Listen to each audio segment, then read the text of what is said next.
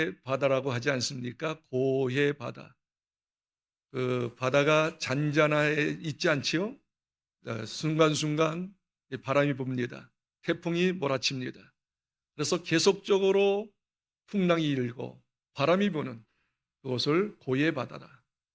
계속 일어나는 고통과 고난을 의미하고 있는 것입니다. 인간은 인생을 살면서 생각지 못했던 고난과 고통이 계속 이렇게 몰려오는 것을 느낄 수가 있습니다. 그래서 우리는 두 가지의 고백을 할 수밖에 없어요. 야, 이 세상은 죽을 일이 많구나. 죽을 일이 많구나. 어떤 사람이 건강에 자신이 있었어요. 건강에 대한 어떤 자신이 있어가지고 1년에 한 번씩 받는 건강검진을 받았습니다. 건강검진을 받았는데 전혀 생각지 못했던 결과가 빚어진 거예요. 불치병, 암이 발견된 거예요. 깜짝 놀랐어요. 야, 나도 죽을 수 있구나. 건강을 자부했던 사람이 그렇게 고백했어요. 운전에 대해서는 아주 자신이 있었던 어떤 사람이 있었어요. 그럼 30년 동안 무사고 어느 날 운전하다가 몰고 가고 있는데 순간적으로 졸음이 왔다는 거예요. 순간적인 졸음, 하고 보니까 앞차를 박아버린 거예요. 큰 대형 충돌이 돼버려가지고 사람이 많이 다치게 되어졌다는 것이죠. 어떤 사람은 이제 집에 정리하고 아침에 출근을 했어요. 출근하고 난 다음에 직장에 도착했는데 전화가 온 거예요. 당신 집에 불이 났다는 거예요. 알고 보니까 나올 때 가스불을 켜놓고 온 거예요. 이야, 큰일 날 뻔했죠. 어떤 사람이 이렇게 다투다가 같이 친구끼리 다투다가 그냥 한 대 딱 손을 친 것이 그냥 눈을 쳐버린 거예요. 그 눈이 그냥 실명이 되었다고 합니다. 이런 걸 볼 때, 이야, 순간이구나. 참 죽을 일이 많구나. 죽을 일이 많구나. 느껴지는 것이죠. 이 말씀을 준비하면서 저 자신도 한번 돌이켜봤어요. 나는 죽을 일이 있나 없나, 없었나 있었나 보니까 어쩌면 저도 죽을 일이 꽤 있었더라고요. 제가 중학교 2학년 때 외갓집에 가가지고 외갓집이 복숭아 가수원을 했는데 복숭아를 따다가 털이 온몸에 묻어져가지고 그게 두드리기가 된 거예요. 알레르기가 된 거예요. 근데 이 알레르기가 만성 알레르기가 된 거예요. 아무리 약을 먹어도 안 낫는 거예요. 주사를 넣어도 안 낫는 거예요. 그게 중학교 2학년, 중학교 3학년, 고등학교 1학년 3년 동안 너무너무 고생을 많이 했습니다. 물론 기도하면서 아주 극적으로 하나님의 은혜로 고침은 받았으나 3년 동안은 죽을 맛이었어요. 정말 힘들었어요. 제가 2008년도 지금부터 한 15년, 16년 전에 2008년도 제 집사람하고 차를 보고 가는데 잘 보고 가는데 뻥 소리가 나는 거예요. 뒤에서 덤프 트럭 있죠. 5톤 덤프 트럭이 박아버렸어요. 저희 차를 박아버렸어요. 우 하고서 저희가 한 달 동안 입원을 하고 저희 집사람 그때 40대 중반이었는가 후반이었는가 월경이 떨어져 버렸어요. 월경이 끊쳐버려 버렸어요. 야, 죽게 되는구나. 이렇게 죽게 되는구나. 2015년도에 지금부터 한 8, 9년 전에 그냥 아침에 일어나가지고 화장실을 가려고 하는데 거실에 물기 있는 걸 몰랐어요. 물기를 내딛다 보니까 어떻게 해요? 그냥 한 바퀴 삥 돌면서 주저앉아 버린 거예요. 그냥 엉덩방아를 찐 거죠. 근데 너무 강력하게 째가지고 이 고관절이 보통 금이 안 가는데 금이 가버렸어요. 제가 한 달 동안 걷지를 못했어요. 아, 이렇게 죽는구나. 이렇게 죽는구나. 최근에는 2020년도 12월 달에 지금부터 4년 전에 그때 코로나가 왕성했잖아요. 근데 제가 호독하게 코로나에 걸려버린 거예요. 5일 동안 밥을 못 먹는 거예요. 온몸이 막 추워지고 어쩔 줄 모르는 거예요. 격리돼 있는데 그래서 할 수 없어요. 나 죽게 되겠다고 빨리 병원 좀 이송해달라고. 그래서 간신히 병원으로 이송해서 폐를 찍어보니까 폐가 다 그냥 엉망이 돼버린 거예요. 폐가. 이렇게 됐으면 이제 죽을 수밖에 없는 형편이었는데 그래서 응급조치해가지고 간신히 살아나게 되었습니다. 그래가지고 이렇게 보니까 수차례의 죽음의 위경이 있었더라고요. 그래서 인생을 살아가면 죽을 일이 많다고 하는 거예요. 두 번째 고백입니다. 두 번째 고백은 뭐냐면 참 죽고 싶다. 아까는 죽을 일이 많지만 두 번째, 여러 가지 일로 인하여서 죽고 싶다, 살고 싶지 않다. 죽고 싶다고 하는 고백을 저절로 고백할 수밖에 없는 우리들의 현실이 아닌가 생각합니다. 특히 말입니다. 죽고 싶을 때가 언제일까? 한번 생각해 보니까 부부들의 갈등이 있을 때, 부부들의 그 갈등, 불화가 있을 때, 그토록 우리 남편이 말이죠, 외도하는 걸 계속 그렇게 이야기도 외도하고, 술 좀 절제하라 하니까 계속 술 드시고 늦게 들어오고 술 주정하고, 아내가 말입니다, 월급이 뻔한데 말이죠, 왜 이렇게 뭘 사는 걸 좋아해? 사는 것에 중독이 돼가지고 월급보다 훨씬 더 빚을 져가지고 사재기 하는 여자들 때문에 남편이 죽겠대요. 우리 자녀들 공부하라고 하는데 과외도까지 보냈는데 어떻게 해요? 공부는 하지 않고 그냥 못된 짓이나 하는, 게임이나 하고 술이나 배우고 담배나 배우고 연애나 하고, 부모님 볼 때 죽겠죠. 이런 일이 없습니까, 여러분? 어떤 사람은 정말로 온몸이 아파가지고, 우리 주보 이집사님 오늘도 안 나오셨잖아요. 병원에 있거든요. 툭 하면 어디가 아프다. 그러면서 늘 고백해요. 목사님, 죽고 싶어요. 너무 아프니까. 마약을 지금 투여하거든요. 마약을 투여하지 않으면 살 수가 없는 거예요. 그게 죽고 싶다는 거예요. 아마 현대인들 가운데 가장 죽고 싶을 때가 언제일까?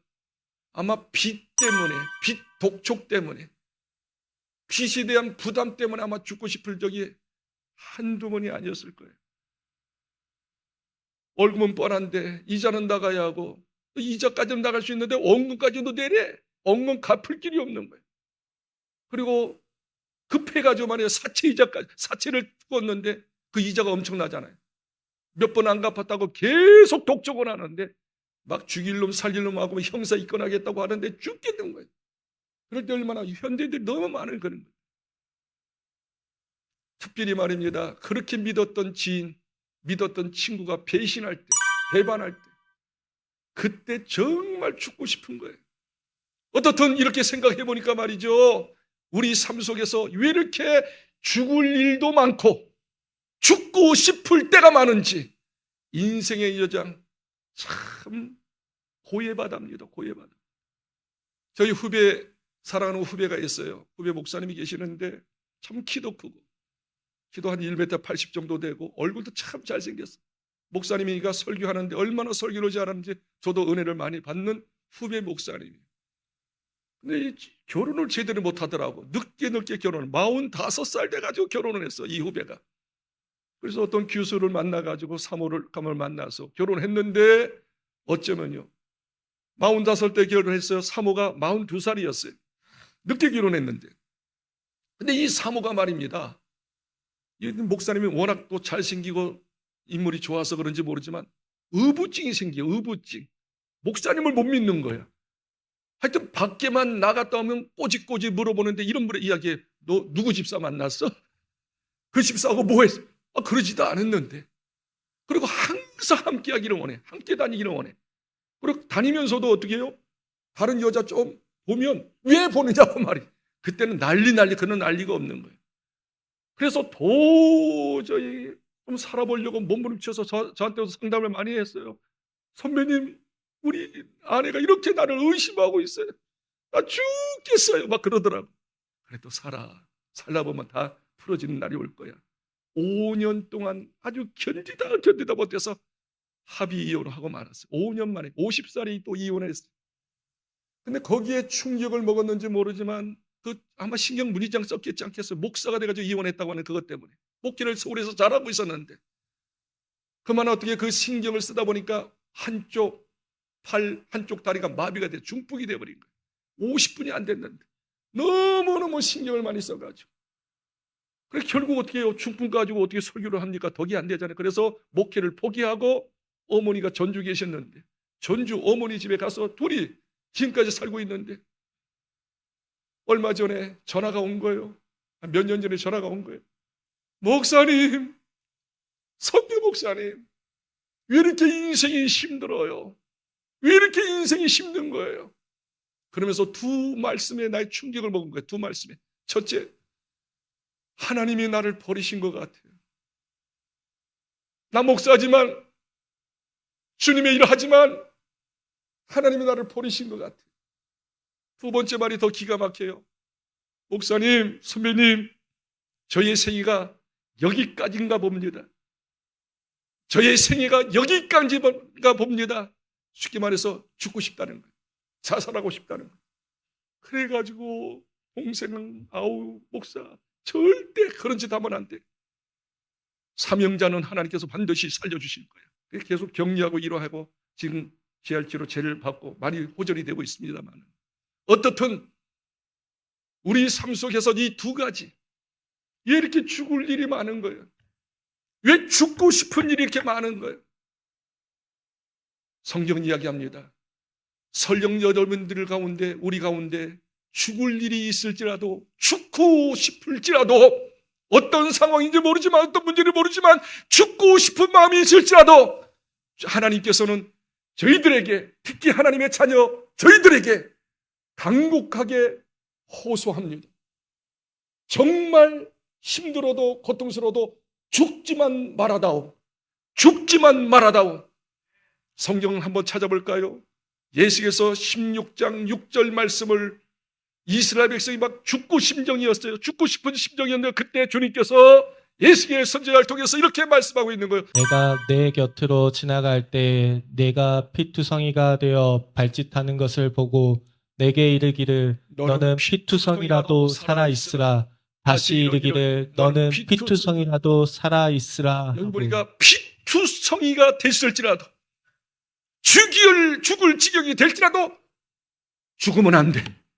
살아있어야 해. 살아있으면 반드시 좋은 날이 올 거야. 두 번째, 주님께서 우리에게 이야기하십니다. 여러 가지 고난 가운데 정말 죽고 싶을지라도 절대 죽어서는 안 되고 죽어서는 안 된다 하면서 말씀하십니다. 의인은 많은 고난을 당할지라도 하나님은 약속하십니다. 모든 고난에서 건져주신다라고 하는 말씀을 믿으라는 거예요. 한번 읽어볼까요? 의인은 고난이 많으나 여호와께서 그의 모든 고난에서 건지시는도다. 의인들은 하나님 말씀대로 살고 하나님의 뜻대로 살고 하나님의 영광을 위해서 사는 사람이 더 고난을 많이 받아요. 왜? 이 세상은 온갖 악의 투성입니다. 사탄이 장악하고 있는 시대이기 때문에 하나님 뜻대로 살려고 하면 여러 가지 어려움을 더 당합니다. 그러나 주님은 말씀하십니다. 의인은 많은 고난이 있을지라도 모든 고난에서 건져주시는 하나님이라고. 이걸 믿으라고 말이죠. 더 놀라운 말씀을 한번 들어볼까요? 시편 118편 17절에 이렇게 얘기합니다. 너희들은 반드시 살아서 죽지만 않으면 하나님을 의지하고 말씀대로 살면 반드시 살아서 나의 살아계심을 선포하게 된다고, 간증하게 된다. 한번 읽어볼까요? 내가 죽지 않고 살아서 여호와께서 하시는 일을 선포하리로다. 할렐루야. 제발 목숨만 끊지 마십시오. 포기만 하지 마십시오. 하나님을 의지하십시오. 힘들지만 좁은 길 가십시오. 하나님께서 건져주실 것입니다. 하나님의 살아계심을 간증하는 간증자가 되게 될 줄 믿습니다. 이런 언약의 말씀을 부여잡고 여러분은 일어서시길 바랍니다. 하나님 말씀 붙잡고 다시금 열심히 당신의 일들을 감당하시기를 진심으로 축원합니다. 그러면서 우리가 이 찬송을 한번 불러볼까요? 예수의 이름으로 나는 일어서리라. 나는 예수의 이름으로 나는 일어서리라. 절망과 좌절 속에 포기하지 않고 다시 일어나서 주님 의지하고 한번 살아보리라. 결단하며 찬양할까요? 예수의 이름으로 나는 일어서리라. 주가 주신 능력으로 나는 일어서리라. 나는 일어서리라. 원수가 날 향해 와도 쓰러지지 않으리. 주가 주신 능력으로 주가 주신 능력으로 주가 주신 능력으로 다시 한번 옆에 있는 사람은 한번 손을 한번 잡고 다시 한번 격려하면서 찬양합니다. 예수의 이름으로 나는 일어서리라. 주가 주신 능력 능력으로 나를 일어서리라. 원수가 날 향해 와도 쓰러지지 않으리. 주가 주신 능력으로 주가 주신 능력으로 주가 주신 능력으로 일어서리. 옆에 있는 사람에게 인사합시다. 예수님의 이름으로 일어서세요. 아멘. 아까 우리가 읽었던 이사야 40장의 배경은 이렇습니다. 이스라엘 백성, 하나님 백성이 우상 숭배하고 온갖 죄를 지음으로 인하여서 하나님께서 이스라엘 백성에게 진노를 내리셨습니다. 그때 가장 강력한 나라였던 바벨론을 일으켜가지고 이스라엘을 완전히 정복하게 합니다. 점령하게 합니다. 그래서 이스라엘 백성이 바벨론에 의해서 멸망당합니다. 그리고 젊은 청년들이 바벨론의 포로로 끌려갑니다. 이스라엘 백성들이 포로가 되고 멸망하고 난 다음에 그래도 하나님을 믿었기 때문에 하나님께 기도합니다. 하나님, 우리가 잘못했습니다. 우리 죄를 용서해 주십시오. 우리 민족을 빨리 회복시켜 주세요. 해방시켜 달라고 계속적으로 하나님께 절규하면서 기도합니다. 그런데 하나님께서는 그의 기도를 외면하는 것처럼 풀어주지 않는 거예요. 회복시켜 주지 않는 1년이 지납니다. 2년이 지납니다. 5년이 지납니다. 10년이 지납니다. 이스라엘 백성은 절망 가운데 좌절 가운데 빠지기 시작합니다. 20년이 지납니다. 30년이 지납니다. 이스라엘 백성들은 기도하다가 지쳐버렸습니다. 그래서 그들은 이렇게 이야기해. 하나님께서 우리 기도를 안 들어주시는구나. 이제 우리 길은 이제 막혀가지고 소망과 비전이 없구나. 우리의 송사, 우리의 재판을 하나님께서 외면하시는구나 하면서 절망 가운데 빠져 있었습니다. 왜냐하면 고난이 계속 장기간으로 길어지니까 그 말입니다. 한번 읽어볼까요? 이스라엘 백성들의 절망적인 모습을 이렇게 표현하고 있습니다. 야곱아 어찌하여 내가 말하며 이스라엘아 내가 이르기를 내 길은 여호와께 숨겨졌으며 내 송사는 내 하나님에게서 벗어난다 하느냐. 그렇습니다. 이스라엘 백성들이 기도하다가 지쳐 있어요. 그래서 이스라엘아 내 길은 여호와께 숨겨졌으며 길이 없다는 거요. 소망이 없다는 거요. 내 송사는 내 아버지께 하나님께 벗어났다는 거예요. 내가 아무리 하나님 앞에 호소해도 재판을 구하도 하나님께서 재판하지 않고 해결해 주지 않는다는 것이에요. 절망 가운데 있습니다. 여기서 우리가 중요한 걸 또 깨달을 수가 있습니다.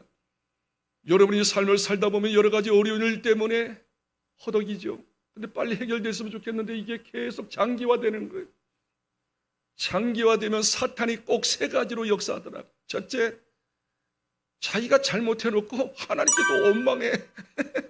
왜 하나님 나한테 이런 어려움을 주시는 거예요? 왜 이런 고통을 하나님께 원망하도록 합니다. 그리고 두 번째 또 사탄이 시키는 게 뭐냐면 인본주의라는 거야. 야, 하나님 너 기도 안 들어주셔. 하나님께서 너를 책임져주지 않아. 네 마음대로 살아야 해. 네가 네 힘으로 한번 해봐야 해. 수단 방법으로 인본주의 쓰고 이것도 해보고 저것도 해보고 막 사람 찾아다니고 모든 것을 해봅니다.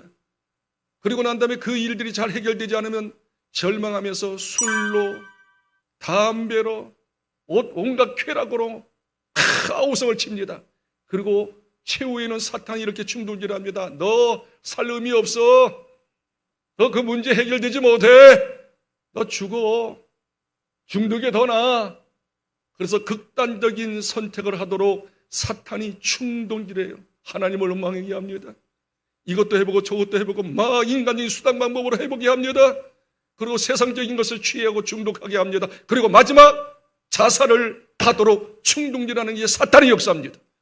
이 모든 것은 사탄의 노략질인 걸 알고 여기서 속아서는 안 될 줄 믿습니다. 성경은 이야기합니다. 요한복음 10장 10절에 도적이 오는 것, 이 도적은 사탄 마귀를 말합니다. 도적이 오는 것은 우리의 마음을 도적질해 생각을 하나님 없어. 하나님 필요 없어. 네 마음대로 살아. 마음을 도적질하는 거예요. 삶을 도적질하는 거예요. 도적질하고 결국 죽이고 멸망, 영원한 형벌받고 지옥 가도록 사탄이 그렇게 전략으로 우리에게 몰려들고 있습니다. 여러분 속지 않기를 주의 이름으로 축복합니다. 고난이 아무리 장기화되어지고 도저히 고난이 해결될 기미가 안 보이실지라도 오늘 성경에서는 하나님께서는 해결할 수 있는 방법, 극복할 수 있는 방법을 두 가지로 제시하고 있으니 이 두 가지를 보여잡고 적용함으로 장기화된 이 고난, 도저히 해결될 수 없는 그 문제들 예수님의 이름으로 주님이 가르쳐 주신 방법으로 해결하시기를 크게 하면하세요. 축원합니다. 하나님께서는 이 고난, 장기화된 고난을 어떻게 극복하라고 하셨습니까? 첫 번째입니다. 첫 번째는 우리가 믿고 있는 하나님을 제대로 알라고 하는 거예요. 나 하나님이 누군지를 아느냐? 나에 대해서 똑바로 알라고 성경은 이렇게 이야기하고 있으니 28절 말씀 읽겠습니다. 너는 알지 못하였느냐 듣지 못하였느냐 영원하신 하나님 여호와 땅 끝까지 창조하신 이는 피곤하지 않으시며 곤비하지 않으시며 명철이 한이 없으시며.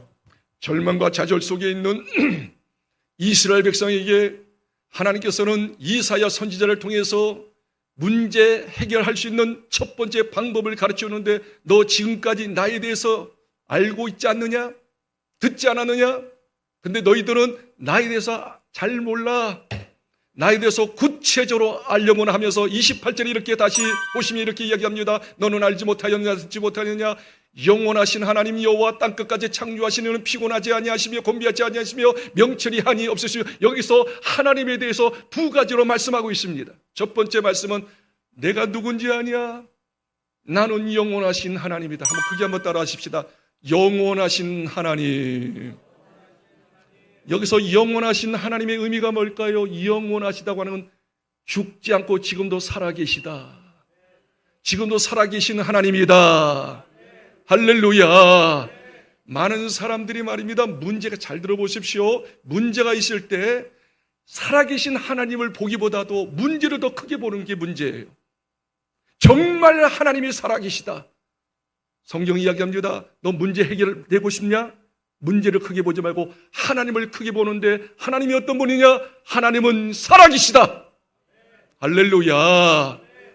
마태복음 22장에 보니까 이 지옥을 안 믿는, 내세를 안 믿는 사두개인에게 예수님께서 질타하면서 이렇게 이야기합니다. 너희들 말이야 천국과 지옥, 내세를 믿지 않는구나.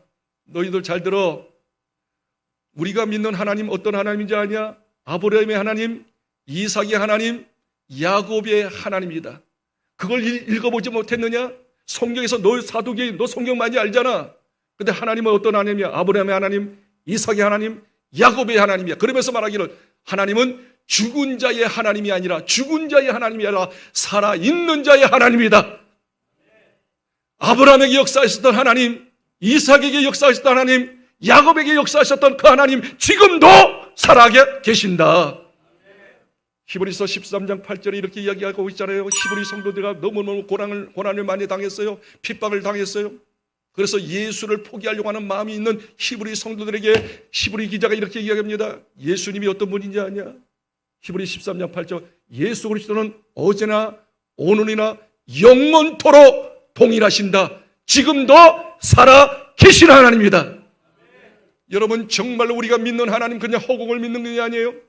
막연하게 하나님이 살아계신다고 그냥 생각해놓고 믿는 게 아니에요. 그분은 과거에 역사하셨던 하나님, 지금도 살아계신 하나님, 앞으로도 역사하신 하나님, 살아계신 하나님을 우리가 믿고 있음을 깨닫기 바랍니다. 두 번째 28절에 이야기합니다. 땅끝까지 창조하신 하나님이다. 여기서 창조라고 하는 말을 기억하십시오. 창조는 뭐죠? 아무것도 없는데 있게 하신 하나님이요. 세상 사람들 과학은 어떻게 해요? 있는 데서 약간 발전되고 더 이렇게 발전시키는 것이지만 하나님은 아무것도 없지만 있게 하시는 하나님. 더 쉽게 말합니다. 기적을 주시는 하나님. 큰 일을 행하시는 하나님. 우리가 믿는 하나님은 살아 계실 뿐만 아니라 당신을 믿는 자에게 기적을 주시는 하나님, 역사하시는 하나님, 놀라운 일을 이행하시는 하나님인 줄 믿습니다. 여러분 제가 누차 이야기하잖아요. 히브리서 11장 6절에 이렇게 이야기합니다. 믿음 없이는 하나님을 기쁘시게 할 수 없다고 그랬어요. 하나님께 나오는 자는 첫째, 하나님이 계신 것과 하나님은 살아계시다. 두 번째, 하나님을 찾는 자에게, 하나님께 예배하는 자에게, 하나님께 기도하는 자에게는 상 주신 이심을 믿어야 할지라. 상 주신다는 게 뭐예요? 지금도 일하시는 하나님, 지금도 역사하시는 하나님, 지금도 기적을 주시는 하나님, 깨닫기를 주의 이름으로 축복합니다. 할렐루야. 그렇기 때문에 예레미야서 33장 2절에 이렇게 합니다. 하나님을 소개할 때 뭐라고 이야기합니까? 일을 행하시는 여호와, 일을 행하시는 여호와, 그 일을 성취하는 여호와, 너는 내게 부르짖어라. 내가 내게 응답하겠고. 할렐루야. 일을 행하시는 하나님, 그 일을 성취하시는 하나님, 어떤 하나님이죠? 일하시는 하나님이에요. 지금도 역사하시는 하나님, 응답 주시는 하나님, 기적을 주시는 하나님. 이스라엘 백성들이 고난이 장기화되다 보니까 어떻게 해요? 하나님을 지식으로만 알았어요. 근데 너 지식으로 알 만한데 듣지 못하느냐? 알지 못하느냐? 그걸 마음으로 믿어라. 하나님은 지금도 살아계시다. 지금도 일하시는 하나님이다. 할렐루야. 깨닫기를 주의 이름으로 축복합니다. 그러면서 두 번째 이야기합니다. 첫째, 우리가 믿는 하나님 어떤 분이냐? 지금도 살아계시다. 지금도 일하신다. 아멘이 좀 작은 것 같네. 여러분 진짜 문제 해결받기를 원하면 하나님이 살아계심을 믿으시기 바랍니다. 하나님이 일하심을 믿기를 바랍니다. 그리고 두 번째, 믿지만 말고 두 번째 액션을 취해야 하는데 31절이, 우리 31절 읽겠습니다. 오직 여호와를 앙망하는 자는 새 힘을 얻으리니 독수리가 날개치며 올라감 같을 것이요 다른 박질하여도 곤비하지 아니하겠고 걸어가도 피곤하지 아니하리로다. 정말 하나님 살아계신다. 우리의 기도 응답하신다. 하나님도 지금도 기적을 행하시는 하나님이라 믿으시면 두 번째는 오직 다른 방법 없다. 오로지 여호와를 앙망하라. 따라합시다. 여호와를 앙망합시다. 여기서 앙망이라는 히브리 단어는 다른 게 아니에요. 너희 시선을 세상에 두지 말고, 문제에 두지 말고, 걱정하지 말고 너희 시선을 하나님께 둬라. 너의 모든 시선, 생각과 입술과 보는 것과 모든 몸들이 하나님께 집중하라. 이게 앙망이에요. 자, 그러면 앙망을 더 쉽게 이야기할게요. 하나님 앞에 집중하는 것인데, 하나님께 집중한다는 것이 뭡니까? 하나님 앞에 기도하라는 것이에요. 두 번째, 그냥 기도하지 말고 두 번째 앙망이라는 뜻은 뭐냐면 작정하면서, 아멘, 작정하면서 특별 기도를 하라고 하신 줄 믿습니다. 여러분 진짜 문제가 꼬이고 문제가 장기화되고 안 될 때 그냥 허우적거리지 마시고 하나님을 바라보시고 기도하세요. 그냥 일반 기도가 아직 안 돼. 좀 특별 기도하시기 바랍니다. 옛날에 우리 믿음의 선배님들은 문제만 있을 때마다 어떻게 한지 알아요? 작정하면서 기도했어요. 21일 동안 작정, 100일 동안 작정, 아멘, 1년 동안 작정, 문제 해결될 때까지 작정 기도했어요. 그리고 금식 기도했어요. 금식 기도는 뭐예요? 목숨을 거는 기도예요. 이 문제 꼭 해결해야지만이 됩니다. 하나님은 살아계시지 않습니까? 지금도 일하시지 않습니까? 하나님 이 문제 꼭 해결해 달라고 작정 기도하는데 일수를 21일, 100일, 1년 동안 기도하되 금식하면서 자기의 어떤 생명을 담보할 정도로 강력하게 기도하는 기도 해야 될 줄 믿습니다. 그리고 더 중요한 것은 이 앙망이라는 뜻은 뭐냐면 하나님은 지금도 살아계시고 일하신 하나님을 믿는다면, 정말 일하시는 것을 믿는다면 따라합시다. 감사하라. 지금 역경과 환경 속에서 절망하지 말고 좌절만하지 말고 내가 기도했으니, 작정하며 기도했으니, 목숨 걸고 기도했으니 하나님은 반드시 기적을 주실 것을 믿고 따라합시다. 감사하십시오. 이 감사는 세 가지 의미가 있어요. 잘 들으십시오. 세 가지 의미가 있는데, 첫째, 하나님의 주권을 인정하는 거예요. 하나님은 반드시 기적을 주신다. 주권, 생사화복은 하나님의 손에 있다. 두 번째, 그리고 하나님께서 이 문제 해결되는데 내 생각이 아니, 내 시간표가 아니라 하나님의 시간표가 있다. 하나님의 때에 해결해 주신다. 세 번째, 내 방법이 아니라 세상적인 방법이 아니라 하나님의 방법으로 이 문제를 해결하신다. 하나님의 주권을 인정하는 거예요. 흥망성쇠 생사봉 하나님의 손에 있는 걸 인정하는 거예요. 이 문제 틀림없이 하나님의 손에 있으니 해결된다. 그리고 해결되는데 언제 해결되느냐? 하나님의 때, 카이로스 하나님 때 해결된다. 어떻게 해결되느냐? 하나님의 방법으로 해결시켜 주신다. 할렐루야. 그렇게 지속적으로 기도하면 주님께서 이야기합니다. 31절에 따라합시다. 새 힘을 얻으리니 독수리같이 피상하리라. 여기서 중요해요. 하나님을 앙망합니다. 하나님께 집중적으로 기도합니다. 작자하며 기도합니다. 감사합니다. 그럴 때 하나님의 영권을 주실 줄 믿습니다.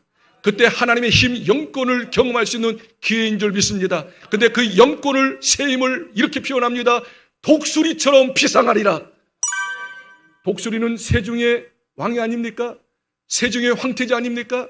그의 특징은 뭐예요? 날개에 힘이 있습니다. 그리고 어떻게 해요? 밑에서 놀지 않아요. 독수리는 비상합니다. 공중에 돌아요. 아무리, 잘 보세요. 아무리 세찬 바람이 불지라도, 풍랑이 불지라도 풍랑을 뚫고 올라가는, 비상하는 독수리. 이게 무슨 말인가 하니 이 이야기하고 정리합니다. 우리가 하나님 앞에 정말 앙망하고 기도하면 하나님은 다른 걸 주지 않아요. 문제를 해결해 주지 않아요. 문제는 여전히 있어요. 독수리가 말입니다. 세찬 바람을, 풍랑을 뚫고 올라가는 것처럼 문제는 여전히 있지만 내 마음에 새 힘을 줘. 하나님의 힘을 주셔요. 그 하나님의 믿음이에요. 그리고 문제를 우습게 여기기 시작합니다. 문제를 반드시 해결할 걸 믿고 문제를 어떻게 해요? 지배하고 다스립니다. 문제의 영향을 받지 않고 문제 앞에서 초연하고 하나님께 영광 돌리는, 영적으로 비상하는, 영적인 거성이 되는 그런 영권이 있는 사람이 되게 될 줄 믿습니다. 여러분에게 진지하게 이야기합니다. 문제가 있으면 문제 빨리 해결하고 싶죠? 그래 물어봅니다. 이 문제 해결됐으면 문제가 또 없을까요? 또 생기고 또 생기고 또 생기고 그러면 어떻게 해요? 계속 문제 때문에 시달려. 그러나 어떻게 해요? 새힘 하나님의 영권을 얻고 독수리처럼 비상하여 문제를 지배하고 다스리는 담대함, 문제 앞에 채원하고 문제야 와라 맞짱 뜨리라 하나님이 해결할 것이다. 그런 믿음의 장부관 될 수가 있다면 어떤 문제가 있어도 우습게 여기는 거예요. 초연할 수가 있는 거예요. 지배할 수가 있는 이 새 힘이 그야말로 문제 해결을 받는 것보다 큰 능력이, 큰 축복이 아닐까요? 이런 은혜가 있기를 바랍니다. 김명선 씨 이야기로 마치겠습니다. 김명선 찬양사역자죠. 어릴 때부터 하나님을 잘 섬겼어요. 2005년도에 예수전도단 찬양단에 같이 들어가서 찬양사역을 했습니다. 50을 했어요. 50을 참 잘했어요. 거기 멤버였던 청년하고 형제하고 2009년도에 결혼했습니다. 돈은 없었으나 이 형제가 너무 인격적으로 자기를 사랑해주고 잘 섬겨줬기 때문에 결혼 생활이 너무 행복했어요. 너무 행복했어요. 그리고 난 다음에 하나님께서 영감을 주셔서 2009년도에 결혼했는데 2010년도에 하나님의 영감을 받아서 유명한 복음 순간을 작곡합니다. 그게 바로 시선이에요. 시선.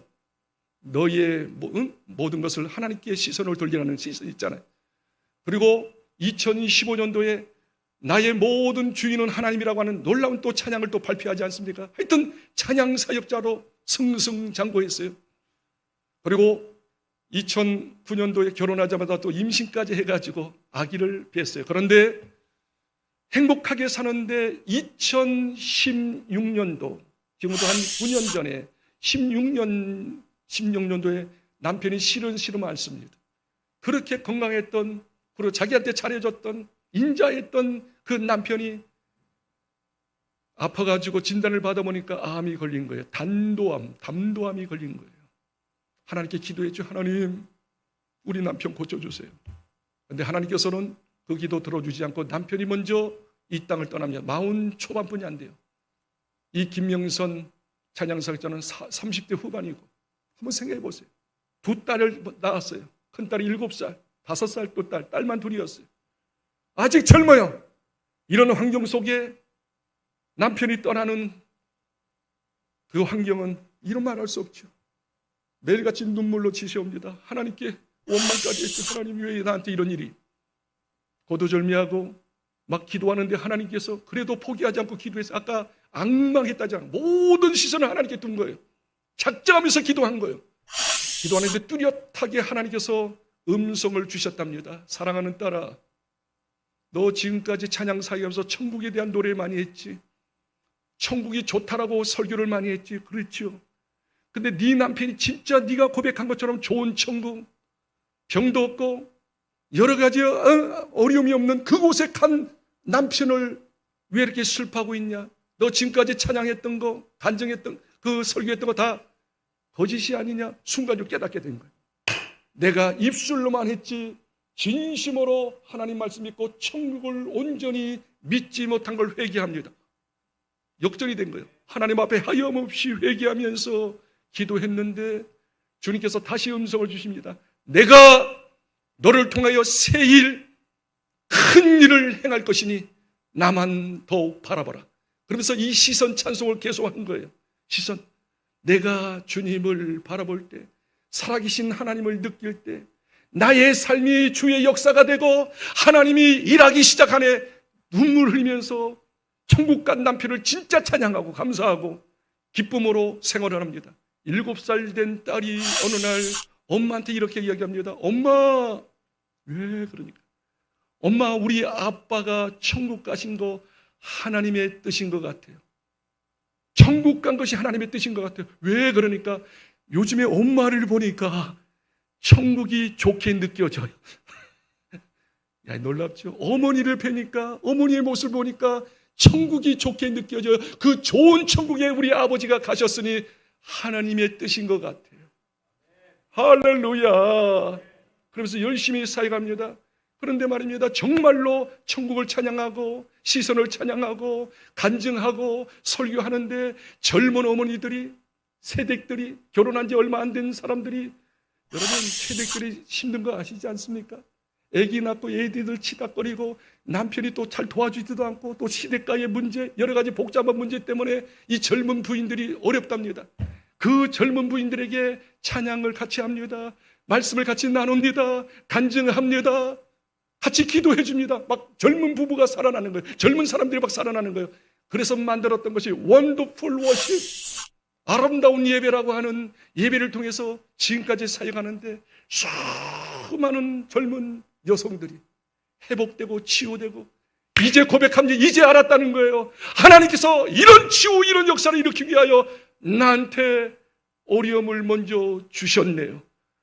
어려움 가운데 그곳에 빠지지 아니하고 하나님을 바라보면서 하나님을 시선을 두고 하나님의 뜻을 구하고 여호와를 앙망하니 이런 하나님의 은혜와 축복을 주셨네요.